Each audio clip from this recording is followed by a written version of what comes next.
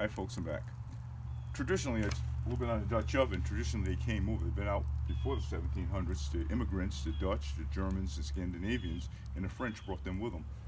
It was said that Martha Washington, who did the first continental flag, told of all the possessions she had was her Dutch ovens, and she passed down to her family, which some of them are now in the Smithsonian Institute. They've been out for a long time. I prefer cooking on them. It enhances the flavor of any of your food, plus it gives you your iron and nutrition value.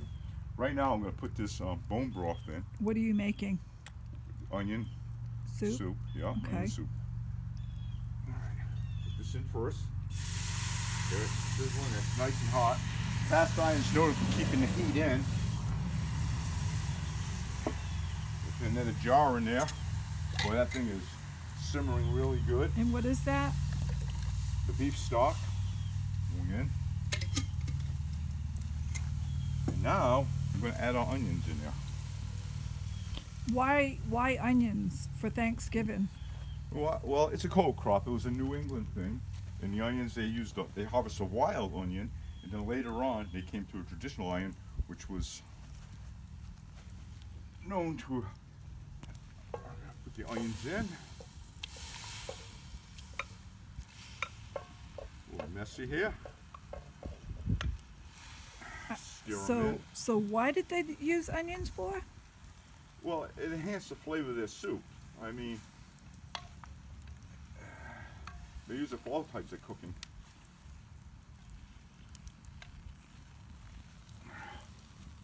I guess I'm going to put them all in. Yep. I got a backup chef behind me. Well, looks good already. Like I said, you don't need a really high fire or hot fire, just enough to get that pan sizzling, because cast iron holds the heat, which is to your benefit, so I don't have to worry about having a high flame. A lot of people, they'll put a lot of logs, they'll build it up and get too hot, and then you start burning. This Dutch oven, as I said, it's a 12D, and it's been pre-seasoned. I seasoned it myself, baking it in the oven, or you can do it over fire using olive oil. Now we're just stirring this up. I'm using a drop hook setting. You can use a chain. I like right now for what's working for me is I'm using a drop hook. And that's traditional. They've used that many years. The blacksmiths used to make the irons. They make different sizes of them for different heights, and that would give you your heat rotation. But on this here, we're perfect. We're right over the flame. Cool. Now what I'm going to add in. It smells good already. I'll do some salt and pepper. Okay. This is not traditional, but well. Lots of pepper. Lots of pepper.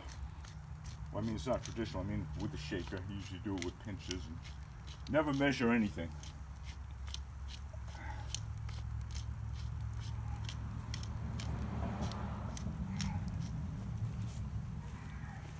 A little stirring here.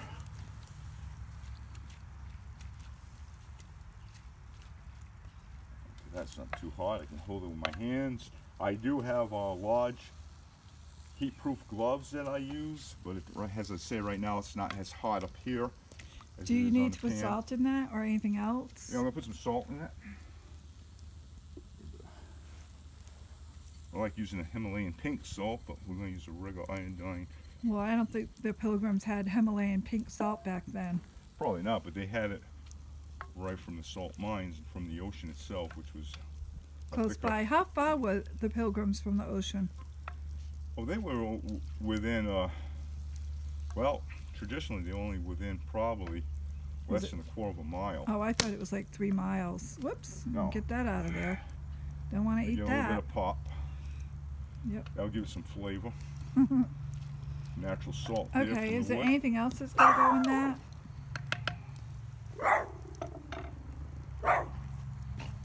Yes, and I think they also used a lot of dried herbs, didn't they? Yes. Sage? No, that's rosemary, I think. The rosemary. Just throw that on top? Yep. Not have to break it up, do we? What else goes in there? Do some onions. Yep. Put a couple of beef bouillons in there. You at 3 or 4? I'd put 4. Put one on each corner here. That's all there is to it, folks. And then just let it simmer for, what, about an hour, would you say, Maurice? Yeah, well, you know, get the onions really soft. You don't want them. Well, they'll Mushy. disintegrate basically, and you're just going to cook it down, so it makes a nice rich onion broth. Might have to add a little bit of water to this. Yeah, I think so They're soaking too. up the broth right now. Yep. Put the cover And, on, let it simmer. We'll let this simmer for a little bit. I'm going to put a cover on it, Okay. and we're going to come back jointly when we're ready to finish up. Lodge puts out a handle for this to grab. Right now, I'm using a wrench. Okay.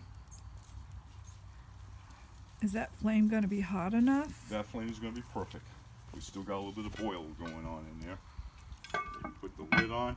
Now I can move the lid just a little bit to leave some of the steam out. That way nothing's going to bake on the corners and burn into it. We don't want nothing burnt. So leave it to get some steam out. Now distribute the heat a lot better. Okay. And I will keep the fire, maintain the fire going. Like I said, you don't need a hot fire. All you need is get that pan hot. And we're going to be doing Oh my that. gosh, I can't believe how good it already smells. Yeah, it does. Ah, It does.